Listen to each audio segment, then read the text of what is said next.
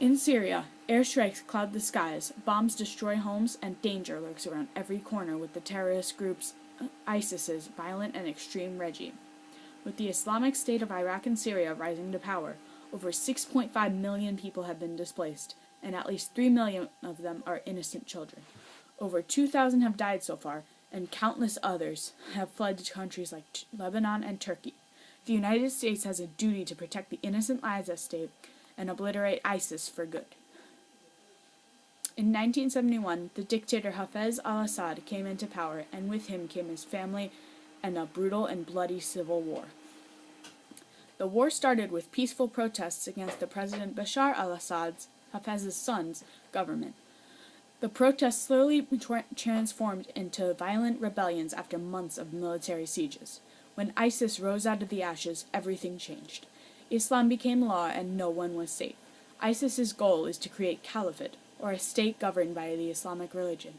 Many non-extreme Muslims have opposed ISIS's power-hungry tirade. With ISIS in control, many of Syria's neighboring countries have had to accommodate for the thousands of Syrian and Iraqi refugees seeking some shelter from the bloody dictatorship that is ISIS.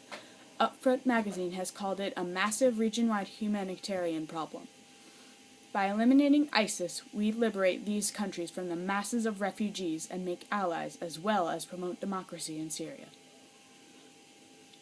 When people in Syria and Iraq walk down the street or even buy bread for their families, they have to be wary of everyone.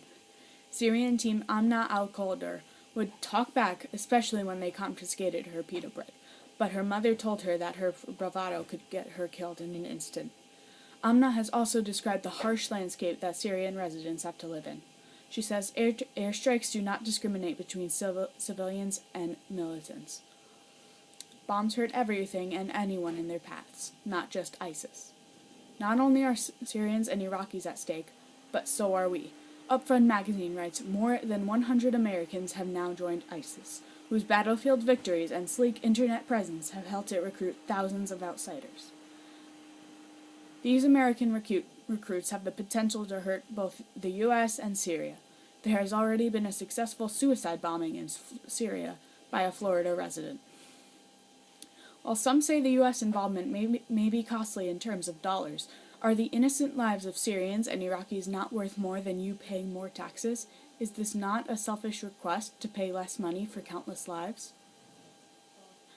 The United States' involvement in Syria could save millions of lives and return countless civilians home, create allies in the Middle East, and prevent future terrorist attacks on the U.S. and Syria.